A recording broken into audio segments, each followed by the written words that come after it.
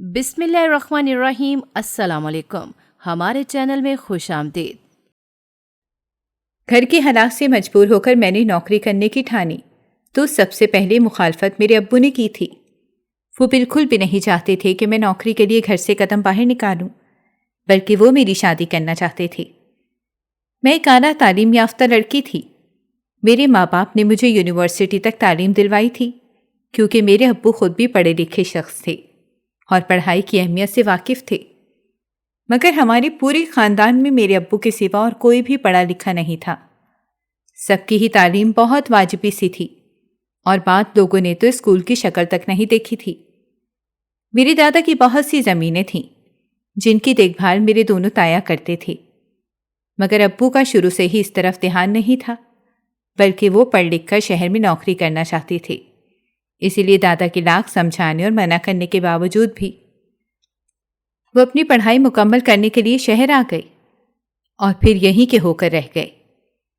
میری امی بھی گاؤں کی ایک عام سی عورت تھیں، جو محض 5 جماعتیں پاس تھیں۔ ان کا اور ابو کا کوئی جوڑ نہیں تھا، مگر امی چونکہ ابو کی بچپن کی منگ تھیں، اسی لیے یہ شادی ہر حال میں ہونی تھی۔ ہمارے خاندان میں منگنی توڑنے کا رواج نہیں تھا۔ وہ لڑکی ساری زندگی اسی لڑکے کے نام پر بیٹھی رہتی تھی، مگر اس کی شادی کہیں اور نہیں کی جاتی تھی۔ اسی وجہ سے ابو کو یہ شادی کرنی پڑی تھی، مگر امی نے اپنی خدمت گزار طبیعت کی وجہ سے جلد ہی ابو کے گھر میں دل کر لیا، اور امی ابو ہنسی خوشی رہنے لگے۔ پڑھائی مکمل کرنے کے بعد میرے ابو کی شہر میں ہی نوکری لگ گئی تھی، اس لیے ابو نے شہر میں ہی رہنے کو ترجیح دی تھی، اور ساتھ امی کو بھی شہر لے آئے تھے۔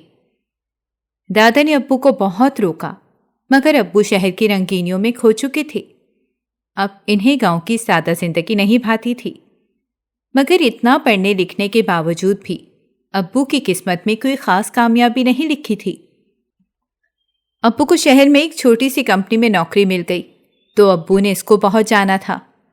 ابو کی شادی کے بعد یک کے بعد دیگرے ہم بہن بھائی اس دنیا میں آتے گئے، اور امی ابو کی زندگی میں خوشیاں بڑھتی چلی گئیں۔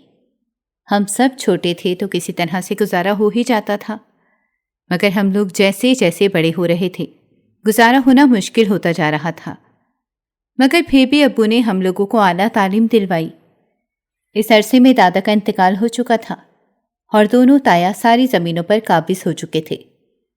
ابو کئی بار ان سے اپنے حصے کا تقاضا کر چکے تھے، مگر وہ ہر بار ابو کو ٹال دیا کرتے تھے۔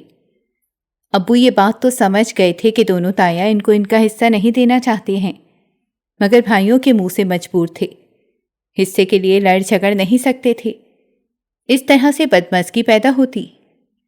اسی لیے ابو نے اپنے حصے کا تقاضا کرنا ہی بند کر دیا۔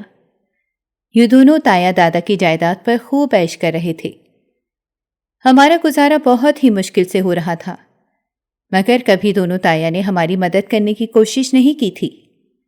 انہی دنوں میری تعلیم بھی مکمل ہو چکی تھی۔ میرے ابو بھی بہت خوش تھے، اور میں نے بھی ہمیشہ ان کا خواب پورا کرنے کے لیے دل لگا کر پڑھا تھا، انہیں کبھی بھی مایوس نہیں کیا تھا۔ ایسے میں ابو مجھ پر بہت فخر کرتے تھے۔ جب تک ابو کی بیماری نے ان کو نہیں گھیرا تھا، تب تک ہمارا گھر خوشیوں اور سکون کا گہوارہ تھا۔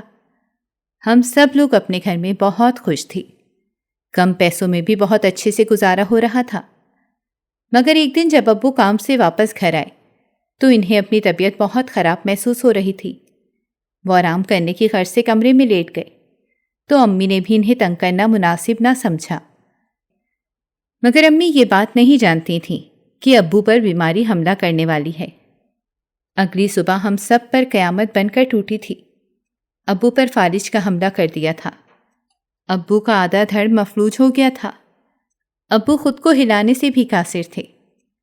ہم لوگ اسی وقت ابو کو ہسپتال لے گئے، مگر ڈاکٹر نے بھی نا امیدی ظاہر کر دی اور ہم سے صاف کہہ دیا کہ اب کچھ نہیں ہو سکتا ہے۔ وہ وقت ہم لوگوں کے لیے بہت مشکل تھا۔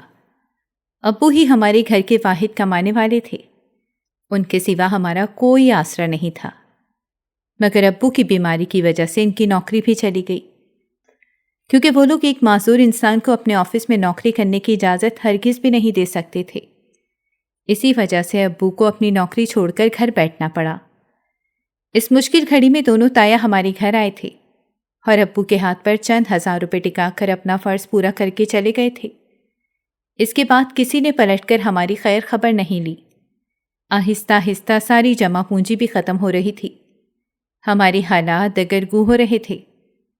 میرے دونوں بھائی ابھی چھوٹے تھے، وہ لوگ ان سب باتوں کو نہیں سمجھ سکتے تھے۔ ہمارے گھر کے حالات دن بدن خراب سے خراب تر ہوتے چلے گئے۔ کوئی بھی امید نظر نہیں آ رہی تھی۔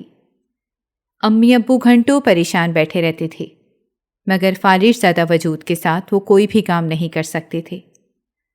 آخرکار میں نے ہی کچھ کرنے کا فیصلہ کیا، کیونکہ ابو کئی بار دونوں تایا سے اپنے حصے کا مطالبہ کر چکے تھے، مگر وہ دونوں ہی ہر بار اس بات کو ٹال جاتے تھے۔ اسی لیے یہ بات تو طے تھی کہ وہ لوگ ہمیں ہمارا حصہ اتنی آسانی کے ساتھ ہرگز بھی نہیں دیں گے۔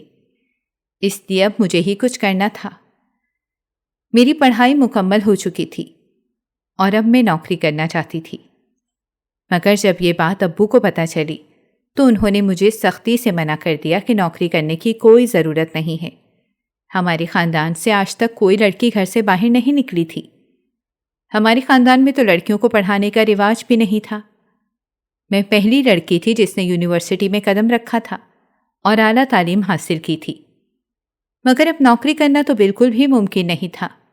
بھلے ابو کی سوچ سب سے مختلف تھی اور وہ اپنی بیٹیوں کو پڑھانے کے حق میں تھے، مگر وہ اس بات کے حق میں بالکل بھی نہیں تھے کہ ان کی بیٹی گھر سے باہر نکل کر نوکری کرے۔ جب ہی انہوں نے صاف انکار کر دیا، میں بھی دل برداشتہ ہو کر خاموش ہو گئی۔ ابو کے سامنے ضد کرنے کی اور بحث کرنے کی مجھ میں بالکل بھی ہمت نہیں تھی۔ ابو مسلسل اپنے بھائیوں سے جائیداد میں سے اپنے حصے کا تقاضا کر رہے تھے۔ وہ سمجھ رہے تھے کہ اگر دونوں بھائی ان کے حصے کی جائیداد انہیں دے دیں گے تو انہیں کوئی پریشانی نہیں ہوگی اور ہمارے مالی حالات سدھر جائیں گے، مگر وہ لوگ ابو کی جائیداد میں سے ان کا حصہ نہیں دے رہے تھے۔ یہاں ہمارے گھر کے حالات خراب ہوتے جا رہے تھے۔ آخرکار ابو نے مجھے نوکری کرنے کی اجازت دے دی۔ تھوڑی سی کوشش کے بعد مجھے ایک بڑی کمپنی میں نوکری مل گئی۔ میری تنخواہ بھی بہت اچھی تھی۔ اب ہمارا گزارا بآسانی ہو سکتا تھا، کیوں میں روز ہی اپنی نوکری پر جانے لگی تھی۔ مگر دوسری جانب ابو اپنے بھائیوں سے مسلسل اپنے حصے کا تقاضا کر رہے تھے۔ پھر ایک دن بڑے تایا اپنی بیوی کے ساتھ ہمارے گھر آئے اور ساتھ میں مٹھائی اور پھلوں کے ٹوکرے بھی لے کر آئے تھے۔ میں اسی وقت آفس سے گھر پہنچی تھی۔ ہم میں سے کسی کو بھی علم نہیں تھا کہ وہ لوگ کیوں ہمارے گھر کس مقصد کے تحت آئے ہیں، کیونکہ ابو کی بیماری کے بعد سے دونوں تایا صرف ایک بار ہی ہمارے گھر آئے تھے۔ اس کے بعد ان لوگوں نے پلٹ کر ہماری خبر تک نہیں لی تھی، اور آج اتنے سامان کے ساتھ ہمارے گھر آئے ہوئے تھے۔ وہ لوگ ڈرائنگ روم میں بیٹھے باتیں کر رہے تھے۔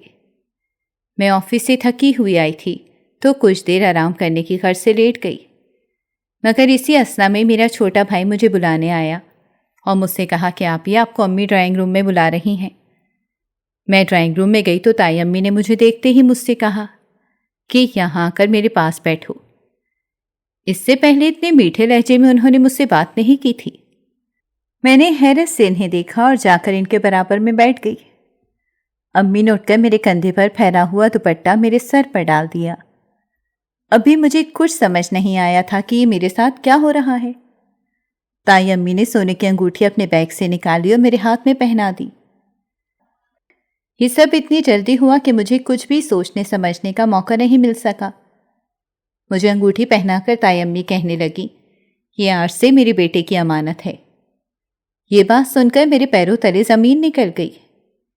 میں نے اپنے ابو کی جانب دیکھا جو بے حد مطمئن ہو کر اپنے بڑے بھائی سے باتیں کر رہے تھے، اور پھر اپنی امی کی جانب دیکھا جو اب میز پر سے مٹھائی اٹھا کر تائی امی کا منہ میٹھا کروا رہی تھیں۔ میرے ماں باپ نے مجھ سے پوچھے بغیر میرا رشتہ تایا کے بیٹے کے ساتھ طے کر دیا تھا۔ پل بھر میں ہی میرے آنکھوں میں آنسو آ گئے، مگر وہاں سبھی میری دلی کیفیت سے انجان ایک دوسرے کو مبارکباد دے رہے تھے اور گلے مل رہے تھے۔ میرا وجود وہاں جیسے عدم ہو گیا تھا۔ مجھ سے اب وہاں بیٹھنا مشکل ہو گیا۔ میں فوراً ہی وہاں سے اٹھ کر اپنے کمرے میں آ گئی۔ میں اب تک اسی بات پر حیران تھی کہ کیسے میرے ماں باپ مجھ سے پوچھے بغیر میرا رشتہ طے کر سکتے ہیں، یہاں تک کہ انہوں نے مجھے پہلے سے بتانا بھی گوارا نہیں کیا تھا۔ ابو نے مجھے اتنا پڑھایا لکھایا، میری ہر خواہش پوری کی، اور جب شادی کا وقت آیا تو اپنی مرضی سے میرا رشتہ طے کر دیا، مجھ سے پوچھنا تک گوارا نہیں کیا، جیسے ان کی نظر میں میری مرضی کی اور میری بات کی کوئی اہمیت ہی نہ ہو۔ میں ہرگز بھی تایا کے بیٹے سے شادی نہیں کرنا چاہتی تھی، کیونکہ اس نے بامشکل 10 جماعتیں ہی پاس کی تھیں اور اب اپنے باپ کے ساتھ کاروبار میں ہاتھ بٹا رہا تھا۔ میرے نزدیک اس کا سب سے بڑا جرم یہی تھا کہ وہ کم پڑھا لکھا تھا۔ میں کسی بھی صورت اسے اپنے برابر نہیں سمجھتی تھی۔ میرے نزدیک تو وہ بات کرنے کے بھی قابل نہیں تھا۔ وہ جب بھی ہمارے گھر آتا تھا میں اس کے سامنے سے منہ پھیر کر گزر جایا کرتی تھی۔ کجا کہ میں اس سے شادی کروں؟ غصے کے مارے میرے دماغ کی نسیں پھٹ رہی تھیں۔ مجھے کچھ بھی سمجھ نہیں آ رہا تھا۔ آنسو میری آنکھوں سے گرنے لگے۔ بے بسی کا احساس شدید سے شدید تر ہوتا جا رہا تھا۔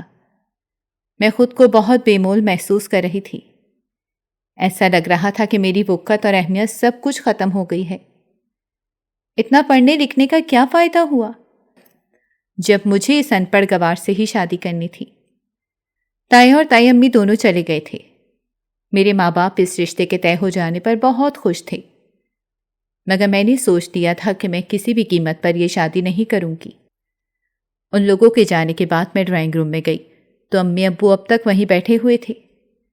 مجھے دیکھ کر امی نے مجھ سے کہا کہ مجھے اپنا ہاتھ دکھاؤ، دیکھو تو صحیح تمہاری تائی نے تمہیں کیسی انگوٹھی پہنائی ہے۔ میں نے اپنی انگلی سے انگوٹھی اتار کر امی کے ہاتھ میں رکھ دی۔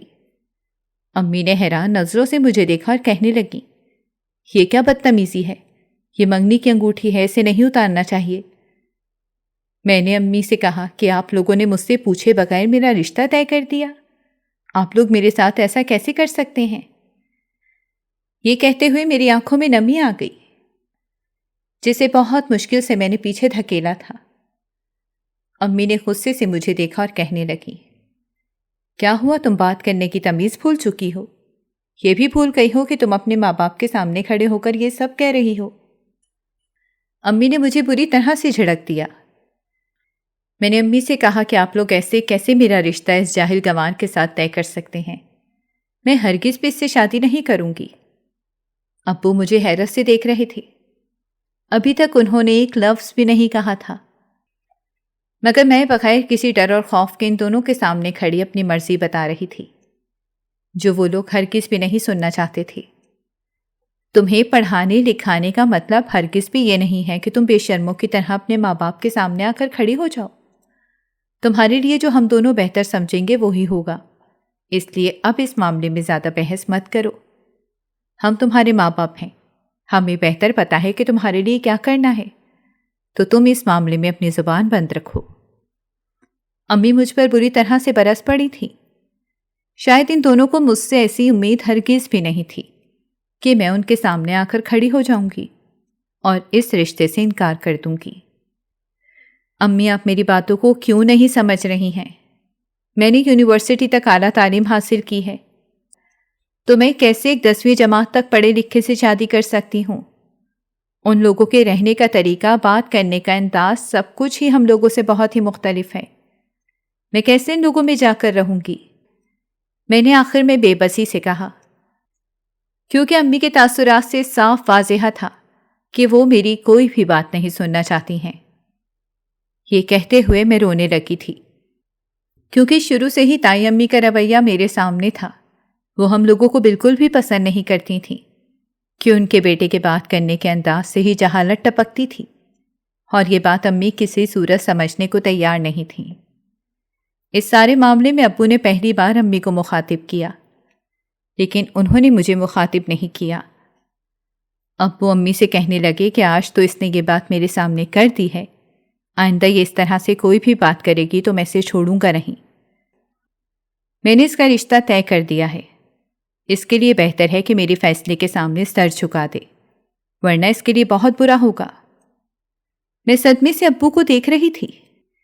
میرے ابو خود بھی بہت پڑھے لکھے تھے، اور مجھے بھی انہوں نے اعلیٰ تعلیم دلوائی تھی، زندگی گزارنے کا سلیقہ سکھایا تھا، مگر جب میری شادی کی بات آئی تو مجھ سے توقع کر رہے تھے کہ میں کسی بے زبان جانور کی مانند ان کی مرضی کے سامنے سر جھکا دوں۔ ابو پڑھ لکھ تو گئے تھے مگر آج بھی اپنی روایات نہیں بھولے تھے۔ آج بھی ان کا ذہن برسوں پرانی روایات کا حامی تھا، جہاں شادی کے معاملے میں بیٹی سے رائے لینا یا اس کی مرضی پوچھنا اپنی توہین سمجھا جاتا تھا، اور آج ابو میرے ساتھ وہی سب کچھ کر رہے تھے۔ یہ کہہ کر ابو اپنی ویل چیئر کو گھسیٹتے ہوئے وہاں سے چلے گئے۔ ابو کے جانے کے بعد امی نے مجھ سے کہا کہ اس معاملے میں اپنی منمانی کرنے کا کوئی فائدہ نہیں ہے۔ تمہارے ابو اپنا فیصلہ لے چکے ہیں، اب تم مزید کوئی بات کرو گی تو ان کے غصے کو ہوا دو گی۔ امی نے میرا بازو پکڑ کر مجھے سختی سے سمجھایا۔ میں نے زخمی نظروں سے امی کی طرف دیکھا۔ میں نے امی سے کہا کہ آپ لوگ سمجھ کیوں نہیں رہے؟ تایا نے اس لیے اپنے بیٹے کا رشتہ مجھ سے طے کیا ہے تاکہ آپ لوگ ان سے اپنے حصے کی جائیداد کا مطالبہ نہ کریں۔ امی نے ایک ٹھنڈی سانس بھر کر میری جانب دیکھا اور کہنے لگی کہ میں اور تمہارے ابو سب کچھ جانتے ہیں، تمہیں خود کو تھکانے کی ضرورت نہیں ہے۔ تمہارے ابو اپنے بھائیوں سے اپنا رشتہ نہیں ختم کرنا چاہتے، اسی لیے انہوں نے تمہارا رشتہ طے کیا ہے، کیونکہ تمہاری تایا نے ہمارا حصہ دینے کی یہی شرط رکھی ہے کہ وہ اپنے بیٹے کی شادی تم سے کرنا چاہتے ہیں۔ امی کی بات سن کر میں سناٹے میں آ گئی۔ مجھے اپنے ماں باپ سے یہ امید نہیں تھی کہ وہ مجھے اس طرح سے اپنا حصہ حاصل کرنے کے لیے سولی چڑھا دیں گے۔ میں حیرت اور بے یقینی سے امی کی جانب دیکھ رہی تھی، مگر ان لوگوں کو میری کوئی پرواہ نہیں تھی۔ جلد ہی تمہاری شادی کی تاریخ رکھ دی جائے گی، اسی لیے تمہارے لیے بہتر ہے کہ تم اس رشتے پر راضی ہو جاؤ۔ یہ کہہ کر امی کمرے سے چلی گئیں اور میں اپنے سر کو تھام کے وہیں بیٹھ گئی۔ میں جس آفس میں کام کرتی تھی وہاں سلمان نام کا ایک آدمی بھی کام کرتا تھا۔ میں جس ڈپارٹمنٹ میں کام کرتی تھی وہ شخص اس ڈپارٹمنٹ کا ہیڈ تھا، اسی لیے اکثر سلمان سے سامنا ہوتا رہتا تھا۔ اس آدمی کی شخصیت بے حد متاثر کن تھی۔ وہ ایک پڑھا لکھا اور سلجھی ہوئی طبیعت کا انسان تھا۔ آفس کی آدھی سے زیادہ لڑکیاں اس کی شخصیت پر بری طرح سے فدا تھیں اور اس کی توجہ پانے کے لیے کوششیں کرتی رہتی تھیں۔ ہر وقت لڑکیاں اس کے آس پاس منڈلاتی رہتی تھیں، مگر میں نے کبھی بھی سلمان پر دھیان نہیں دیا تھا۔ میں اپنے کام سے کام رکھتی تھی اور ان جھمیلوں سے دور ہی رہتی تھی۔ اس روز بھی میں آفس میں بیٹھی ہوئی تھی۔ میرا دل بے حد اداس تھا۔ امی ابو کے اس فیصلے کی وجہ سے میری راتوں کی نیند حرام ہو چکی تھی۔ میں ہر وقت اس رشتے سے نکلنے کے مختلف طریقے سوچتی رہتی تھی، مگر مجھے کچھ بھی سمجھ نہیں آتا تھا۔ میں امی ابو کو سمجھانا چاہتی تھی کہ یہ رشتہ بالکل بے جوڑ ہے، اس رشتے کا کوئی مستقبل نہیں ہے۔ میں کبھی بھی تایا کے گھر رہ کر خوش نہیں رہ سکوں گی۔ میں اپنی انہی سوچوں میں گم تھی جب میری کولیگ میرے برابر میں آ کر بیٹھی تھی۔ میں ٹھنڈی سانس بھر کر اپنے خیالوں کی دنیا سے باہر آئی۔ وہ مجھ سے کہنے لگی کہ سلمان، سر نے یہ فائل دی ہے، اسے مکمل کر کے انہیں دے دینا۔ میں نے اس کے ہاتھ سے وہ فائل پکڑ لی اور اسے کھول کر دیکھنے لگی۔ میری کولیگ میری جانب جھک آئی اور مجھ سے کہنے لگی، تم جانتی ہو ہمارے ڈپارٹمنٹ کی سدرا کو آج کل سلمان سر سے دھواں دھار قسم کا عشق ہو رہا ہے، مگر وہ موصوف سدرا کو کوئی گھاس نہیں ڈال رہے ہیں۔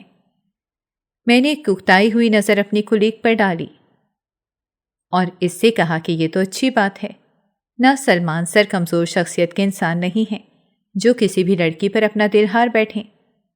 مجھے تو لگتا ہے کہ سدرا کو منہ کی کھانی پڑے گی۔ میں نے فائل دیکھتے ہوئے اپنا نظریہ پیش کیا۔ دیکھتے ہیں اس محبت کا انجام کیا ہوتا ہے۔ ویسے بھی ہر کسی کو سلمان سر سے عشق ہو جاتا ہے۔ میں نے مسکرا کر اس کی جانب دیکھا اور اس سے کہا کہ تم بھی تو ان آدھی لڑکیوں میں شامل ہو جنہیں سلمان سر سے عشق ہے۔ میری بات سن کر وہ ہنس کر مجھے دیکھنے لگی اور مجھے آنکھیں دکھاتی ہوئی وہاں سے چلی گئی، اور میں دوبارہ سے اپنے کام میں مصروف ہو گئی، کیونکہ شام تک مجھے یہ فائل مکمل کر کے سلمان سر کے حوالے کرنی تھی۔ وہ کام کے معاملے میں بہت سخت تھے اور کسی قسم کی رعایت نہیں دیتے تھے، اسی وجہ سے مجھے ہر حال میں یہ کام مکمل کرنا تھا۔ شام تک میں اپنا کام مکمل کر چکی تھی اور وہ فائل اٹھا کر سلمان سر کے آفس کی جانب چلی گئی۔ میں نے دستک دی تو اندر سے ان کی آواز آئی۔ وہ مجھے اندر آنے کی اجازت دے رہے تھے۔ میں نے اندر آ کر وہ فائل ان کے سامنے رکھ دی۔ انہوں نے ایک نظر بھی مجھے نہیں دیکھا تھا۔ وہ میز پر سے فائل اٹھا کر دیکھنے لگے اور ساتھ ہی مجھے بیٹھنے کا اشارہ بھی کر دیا۔ میں پہلی بار ان سے آفس میں اکیلے میں مل رہی تھی، ورنہ ہمیشہ کوئی نہ کوئی ان کے آفس میں موجود ہوتا تھا۔ میں کچھ نروس سی ان کے سامنے بیٹھ گئی۔ ان کی شخصیت ہی اتنی متاثر کن تھی، سامنے والا ان کی شخصیت کے روب میں آ جاتا تھا۔ میں یکٹک ان کو دیکھ رہی تھی۔ میری آنکھیں ان کے وجود سے ہٹنے سے انکاری ہو گئیں۔ میں سوچ رہی تھی کہ میں سلمان سر جیسا کوئی جیون ساتھی ڈیزرو کرتی تھی۔ مجھے ہرگز بھی اپنے تایا کے بیٹے جیسا جیون ساتھی نہیں چاہیے تھا، جس کے ساتھ میں کسی محفل میں سر اٹھا کر نہ چل سکوں۔ یہ سوچ کر یکدم ہی میرا دل بجھ گیا۔ آپ نے اپنی فائل میں کچھ غلطیاں کی ہیں۔ اگر یہ فائل میں بنا دیکھے ہی آگے بڑھا دیتا تو آپ کی نوکری خطرے میں پڑ جانی تھی۔ کچھ دیر بعد سلمان سر نے فائل سے نظریں اٹھا کر میری آنکھوں میں آنکھیں ڈال کر دیکھتے ہوئے کہا، تو میں بری طرح سے گڑبڑا گئی، کیونکہ انجانے میں میری نظریں ان پر ہی ٹکی تھیں، جبکہ میں کچھ اور سوچ رہی تھی۔ مجھے خوف نے آن گھیرا تھا۔ مجھے یوں ہڑبڑاتے دیکھ کر ان کے ہونٹوں پر ایک جاندار سی مسکراہٹ دوڑ گئی۔ ان کا یوں مسکرانا بھی کسی قیامت سے کم نہیں تھا۔ اس بات کا میں نے دل میں اعتراف کیا تھا۔ انہوں نے فائل میری جانب بڑھا دی، مگر وہ میری ماہیت نوٹ کر چکے تھے، اسی لیے میں اپنی جگہ بے حد شرمندہ ہو رہی تھی۔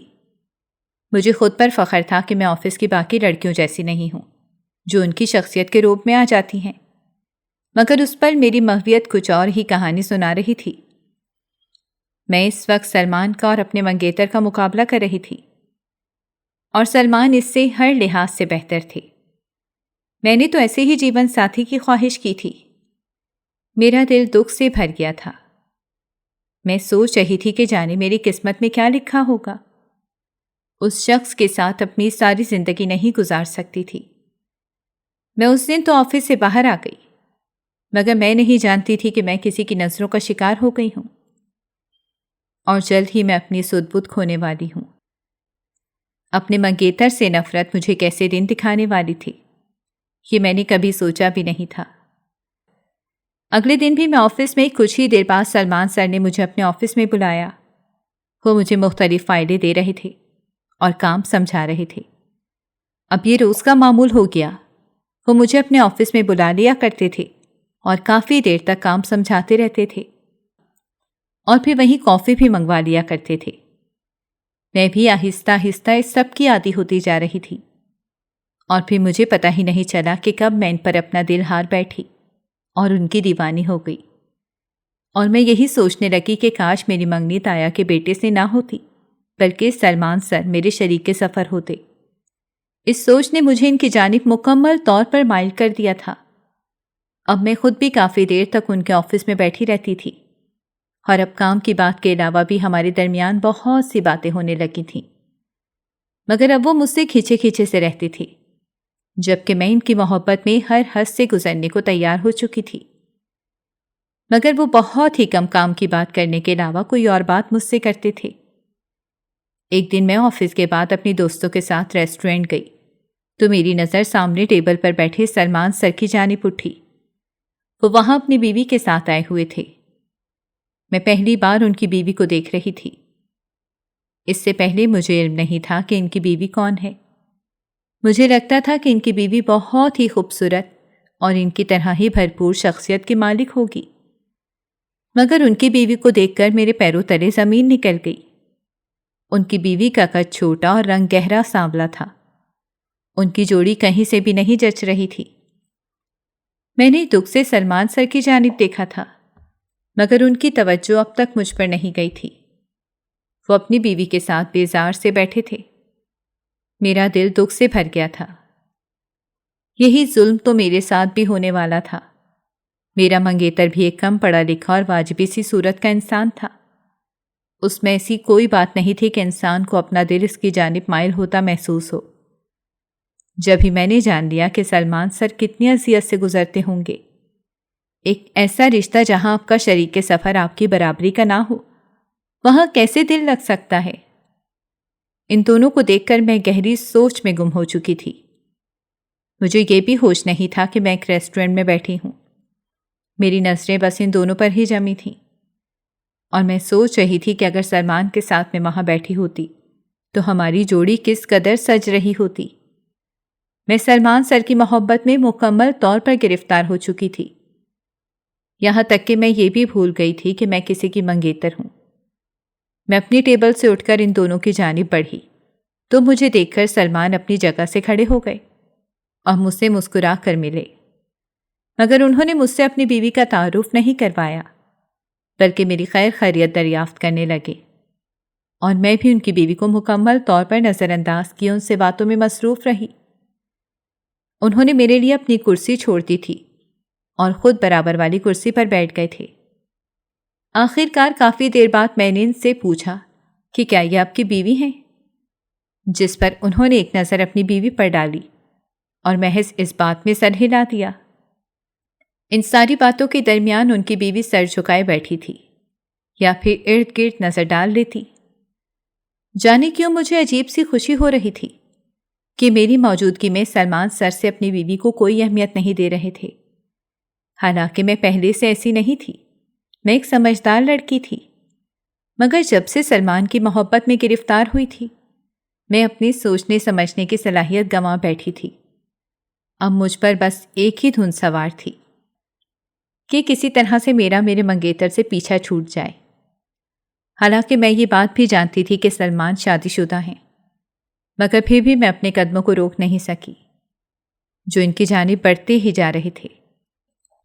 باتوں باتوں میں سلمان سر نے مجھے بتایا کہ ان کا گھر یہاں پاس میں ہی ہے، اور ساتھ ہی مجھے اپنے گھر کا پتہ بھی دے دیا، اور وہ اس بات پر اصرار کرنے لگے کہ میں کسی دن ان کے گھر چکر لگاؤں۔ میں نے خوش دلی سے ان کے گھر کا پتہ ان سے لے لیا۔ میرا پورا ارادہ تھا کہ ان کے گھر ضرور جاؤں گی۔ کچھ دیر تک ان سے باتیں کر کے میں وہاں سے اٹھ آئی تھی، اور پھر وہ بھی وہاں سے چلے گئے۔ ان کے جانے کے بعد میرا کسی چیز میں دل نہیں لگ رہا تھا۔ میں اپنی دوستوں کے ساتھ بے دلی سے وہاں بیٹھی تھی۔ سلمان کا جنون مجھ پر پوری طرح سے حاوی ہو گیا تھا۔ ان کے رویے سے لگتا تھا کہ جیسے وہ اپنی بیوی کے ساتھ خوش نہیں ہیں، اور ان کا یہ درد میں بخوبی سمجھ سکتی تھی۔ مجھے اب سلمان کے دل میں اپنی جگہ بنانی تھی۔ میں اس بات سے بھی واقف تھی کہ میں بے حد خوبصورت ہوں، کسی کو بھی اپنے حسن کے جال میں پھنسا سکتی ہوں۔ گھر آ کر بھی میں انہی خیالوں میں رہی تھی۔ رات بھی پوری کروٹیں بدلتی گزر گئی تھی۔ ایسا لگ رہا تھا کہ مجھے کسی بھی پل چین نہیں ہے۔ محبت ایسے بھی نیندیں چرا لیتی ہے، یہ مجھے نہیں پتا تھا۔ اب جب محبت میرے دل کی سرزمین پر اتری تو مجھے سب کچھ ہی انوکھا سا لگنے لگا تھا۔ سلمان کو حاصل کرنا ہی اب میرا مقصد تھا۔ میں بہانے بہانے سے ان کے گھر بھی جانے لگی تھی۔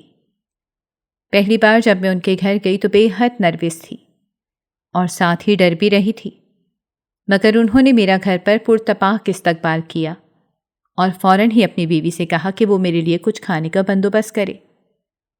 آج بھی ان کی بیوی نے محض سر ہلا دیا اور وہاں سے چلی گئی۔ مجھے اس عورت پر بہت حیرت ہوئی کہ اس عورت کو کوئی فرق ہی نہیں پڑ رہا تھا کہ اس کا شوہر یوں کسی دوسری لڑکی سے مل رہا ہے، اور وہ میرے لیے کھانا بنانے گئی تھی۔ ہم یوں کافی دیر تک ان کے گھر کے ڈرائنگ روم میں بیٹھے باتیں کرتے رہے۔ میں ایک فائل کا بہانہ بنا کر ان کے گھر گئی تھی۔ میں نے ان سے کہا کہ مجھے کچھ سمجھ نہیں آ رہا ہے کہ مجھے اس فائل کے ساتھ کیا کرنا ہے۔ میری بات سن کر وہ زیر لب مسکرائے اور مجھے معنی خیز نظروں سے دیکھنے لگے۔ میں ان کے اس طرح دیکھنے پر سٹ پٹا سی گئی۔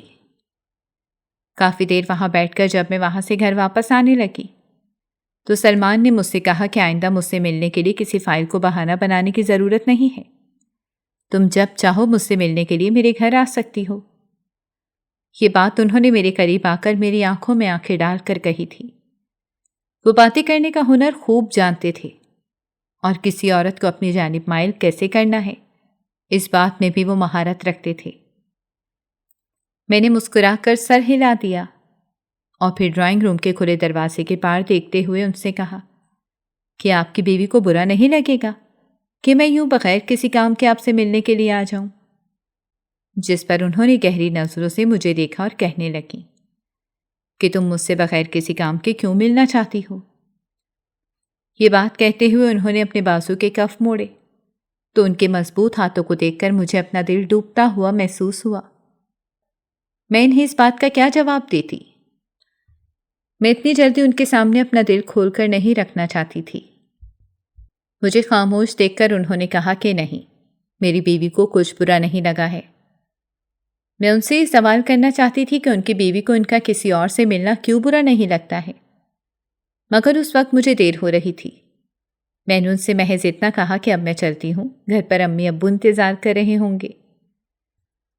میں گھر پر دوست کے ہاں جانے کا کہہ کر نکلی تھی اور یہاں سلمان کے گھر آ گئی تھی، اسی لیے مجھے گھر پہنچنا تھا، کیونکہ میں جانتی تھی کہ امی میری فکر میں ہلکان بیٹھی ہوں گی۔ آہستہ آہستہ سلمان بھی میری جانب مائل ہو گئے۔ یوں ہماری ملاقاتیں آفس کے علاوہ آفس سے باہر بھی ہونے لگیں۔ وہ آفس میں مجھ سے کوئی بات نہیں کرتے تھے، بلکہ اس طرح سے وہ آفس میں میرے سامنے سے گزر جایا کرتے تھے جیسے وہ مجھے جانتے ہی نہیں ہیں۔ آفس میں میں ان کے لیے محض ایک امپلائی تھی، مگر آفس کے باہر وہ مجھے جی جان سے چاہتے تھے۔ میں اکثر ان سے اس بات کا شکوہ کرتی کہ وہ آفس میں میرے ساتھ یہ رویہ کیوں رکھتے ہیں، تو وہ مجھ سے کہتے کہ یہ سب میں تمہارے لیے ہی کرتا ہوں، میں نہیں چاہتا کہ کوئی آفس میں تم پر سوال اٹھائے اور تمہارے بارے میں کوئی بات کرے۔ میرے لیے تمہاری عزت سب سے بڑھ کر ہے، اور میں ان کی باتوں پر سرشار ہو جایا کرتی تھی اور سوچتی تھی کہ ایسی محبت کوئی بھی نہیں کرتا ہوگا جیسی سلمان مجھ سے کرتے ہیں۔ ان دنوں میں خود کو دنیا کی خوش نصیب لڑکی سمجھنے لگی تھی جسے اتنا پیار کرنے والا انسان ملا تھا۔ سلمان نے مجھے اپنی زندگی کے بارے میں سب کچھ بتایا۔ اس شادی میں ان کی مرضی بالکل بھی شامل نہیں تھی۔ میں نے سلمان سے کہا کہ پھر وہ اپنی بیوی کو طلاق کیوں نہیں دے دیتے ہیں، جس پر سلمان نے گہری نظروں سے مجھے دیکھا اور پھر ٹھنڈی سانس لے کر کہنے لگے کہ میں اپنے بچوں کی وجہ سے مجبور ہوں، ورنہ کب کا اس عورت کو اپنے گھر سے اور اپنی زندگی سے نکال چکا ہوتا۔ مجھے اس لمحے سلمان پر بہت ترس آیا تھا کہ وہ کس طرح سے ایک انچاہے رشتے میں بندھے ہوئے تھے اور اس رشتے سے نکلنے کے لیے ان کے پاس کوئی راستہ بھی نہیں تھا۔ ابھی تک سلمان نے مجھ سے اظہار محبت نہیں کیا تھا، مگر ان کی باتوں سے صاف ظاہر ہوتا تھا کہ وہ مجھ سے بے انتہا محبت کرنے لگے ہیں۔ میں نے سوچ لیا تھا کہ وہ جلد ہی سلمان سے کہوں گی کہ وہ میرے گھر رشتہ لے کر آ جائیں، کیونکہ میں ان کے سوا کسی اور سے شادی کرنے کا سوچ بھی نہیں سکتی تھی۔ میں نے اپنی منگنی توڑنے کی ٹھان لی تھی، کیونکہ میں بے جوڑ شادی ہرگز بھی نہیں کرنا چاہتی تھی۔ مجھے اس بات پر یقین تھا کہ امی ابو سلمان سے ملیں گے، وہ میری شادی سے کرنے پر راضی ہو جائیں گے، کیونکہ وہ پل بھر میں ہی باتوں سے لوگوں کو اپنا گرویدہ بنا لیتے تھے۔ امی ابو نے مجھ سے پوچھے بغیر ہی میری شادی کی تاریخ رکھ دی تھی۔ جب مجھے یہ بات پتہ چلی تو میرے سر پر آسمان گر پڑا تھا۔ اب مجھے جلد از جلد کچھ کرنا تھا۔ اس دن اتوار تھا۔ میں نے امی سے کہا کہ میں اپنے کچھ دوستوں کے ساتھ باہر جا رہی ہوں اور ان سے جھوٹ بول کر گھر سے نکل آئی، کیونکہ آج مجھے سلمان سے ہر حال میں بات کرنی تھی تاکہ وہ جلد از جلد میرے گھر اپنا رشتہ لا سکیں۔ میں جیسے ہی سلمان کے گھر کے باہر پہنچی، ان کے گھر سے چیخنے چلانے کی آوازیں آ رہی تھیں۔ میرے قدم وہیں جم گئے۔ ابھی میں باہر کھڑی یہی سوچ رہی تھی کہ اب مجھے کیا کرنا چاہیے، اسی اثنا میں مجھے اندر سے سلمان کی آواز آئی۔ وہ بری طرح سے چیخ رہے تھے اور کہہ رہے تھے کہ میری زندگی میں تمہارے جیسی عورت کی کوئی ضرورت نہیں ہے، میرے ماں باپ نے تم سے شادی کروا کے میری زندگی برباد کر دی۔ میرے ہونٹوں پر پرسکون مسکراہٹ پھیل گئی اور میں خوش ہو گئی کہ اب میں سلمان سے آسانی سے ہماری شادی کی بات کر سکوں گی۔ بدلے میں مجھے ان کی بیوی کی آواز سنائی دی۔ وہ ان سے کہہ رہی تھی کہ میں نے تمہارے لیے اپنی پوری زندگی لگا دی، تمہارے گھر کا، تمہارے بچوں کا خیال رکھا، اور بدلے میں تم میرے ساتھ یہ سلوک کرتے ہو، تم مجھ پہ ہاتھ اٹھاتے ہو۔ سلمان نے غصے سے چیختے ہوئے کہا کہ میں نہیں رہنا چاہتا ہوں تمہارے ساتھ۔ تو اس کی بیوی نے بھی اس سے کہا کہ تم مجھے چھوڑ کیوں نہیں دیتے، میں تھک گئی ہوں روز روز کی ان لڑائیوں سے۔ مجھے پھر سے اس کی بیوی کے چیخنے کی آوازیں سنائی دیں۔ سلمان انہیں بری طرح سے مار رہے تھے۔ مجھے ایک لمحے کے لیے حیرت تو ہوئی کہ سلمان جیسے انسان کسی پر ہاتھ بھی اٹھا سکتے ہیں۔ آفس میں کئی لڑکیاں مرتی ہیں مجھ پر، ایک سے ایک خوبصورت لڑکی میرے قدموں کی دھول بنی ہوئی ہے، اور تم سمجھتی ہو کہ میں تمہارے پلو سے لگ کے بیٹھا رہوں گا؟ ارم کو ہی دیکھ لو، وہ میرے پیار میں اتنی پاگل ہو گئی ہے کہ وہ میرے لیے اپنی منگنی توڑنے کے لیے بھی تیار ہے، جبکہ اس بے وقوف کو یہ علم نہیں کہ میں تو صرف اسے وقت گزاری کے لیے استعمال کر رہا ہوں۔ میں جہاں کھڑی تھی وہیں کھڑی رہ گئی۔ وہ تو میرے بارے میں بات کر رہے تھے۔ میرے چہرے کی مسکراہٹ یکدم غائب ہو گئی، میرے پیر لرزنے لگے تھے۔ مجھے فرق نہیں پڑتا ان جیسی لڑکیوں سے، آپ تو روز کسی نہ کسی لڑکی کو گھر لے آتے ہیں، اور ایسی بے وقوف لڑکیاں بھی آپ جیسے انسان سے محبت کرنے لگتی ہیں۔ اگر ان کو پتہ چلے کہ آپ کی اصل شکل کیسی ہے تو آپ کے اوپر تھوکنا بھی گوارا نہ کریں۔ ان کی بیوی کی روتی ہوئی آواز آئی۔ ان کی بیوی کی روتی ہوئی آواز کسی چابک کی طرح لگی تھی۔ میں صرف اپنے بچوں کی وجہ سے تمہیں برداشت کرنے پر مجبور ہوں، ورنہ کب کا تمہیں اپنے گھر سے دھکے دے کر نکال چکا ہوتا۔ آپ میری وجہ سے مجھے برداشت کرنے پر مجبور نہیں ہیں، بلکہ آپ اس لیے مجبور ہیں کہ یہ سب میرے ماں باپ کا دیا ہوا ہے۔ یہ گھر، نوکری، گاڑی سب میرے باپ کی ہے۔ آپ اسی وجہ سے مجھے نہیں چھوڑ رہے۔ مجھے نہیں رہنا آپ کے ساتھ، اپنے بچوں کے لیے آپ کے ساتھ رہنے پر مجبور ہوں۔ میں سوچ بھی نہیں سکتی تھی کہ سلمان میرے بارے میں ایسا سوچتے ہیں۔ میں تو ان سے سچی محبت کرنے لگی تھی۔ میں نہیں جانتی پھر میں گھر واپس کیسے آئی تھی۔ آج میرے سامنے سلمان کا اصل چہرہ آ گیا تھا۔ وہ پوری رات میں نے روتے ہوئے گزاری تھی۔ میں اپنے نصیب پر رو رہی تھی۔ میں تو سلمان سے سچی محبت کرنے لگی تھی، اور وہ مجھ سے وقت گزاری کر رہے تھے۔ میرا دل بری طرح سے ٹوٹ چکا تھا۔ اگلی صبح میں سو کر اٹھی تو مجھے پتا چلا کہ اس ہفتے ہی میری شادی کی تاریخ طے ہو چکی ہے۔ دوبارہ اپنے کمرے میں بند ہو گئی۔ اب کس کے بلبوتے پر میں اس شادی سے انکار کرتی؟ اسی وجہ سے میں خاموش رہی اور خود کو وقت کے دھارے پر چھوڑ دیا۔ میں نے اگلے ہی دن آفس سے ریزائن کر دیا اور اپنی نوکری چھوڑ دی، کیونکہ میں اس شخص کا چہرہ بھی نہیں دیکھنا چاہتی تھی جو میرے جذبات کے ساتھ کھیل رہا تھا۔ سلمان نے مجھے کافی کالز کری، لیکن میں نے اس کا ایک بھی فون نہیں اٹھایا، اور پھر ایک ہفتے بعد ہی میری شادی کی تاریخ دے دی گئی۔ میں نصیب کے اس کھیل پر حیران تھی۔ اس دن کے بعد سے میں نے سلمان سے کوئی رابطہ نہیں کیا، اور میں بیاہ کر اپنے سسرال آ گئی۔ مگر میرا شوہر میری توقع سے بڑھ کر اچھا ثابت ہوا۔ اس نے میرا بہت خیال رکھا، یہاں تک کہ میں سوچنے پر مجبور ہو گئی تھی کہ میں اس انسان کو دھوکہ دے رہی ہوں۔ تایا نے بھی میرے ابو کو ان کے حصے کی جائیداد دے دی۔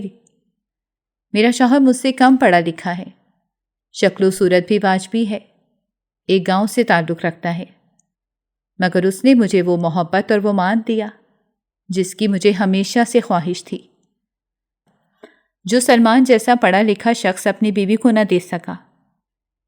وہ بیوی جس کے بلبوتے پر اس نے ساری کامیابی حاصل کی تھی۔ اپنے ماضی میں مڑ کر پیچھے دیکھتی ہوں تو مجھے خود سے نفرت محسوس ہونے لگتی ہے۔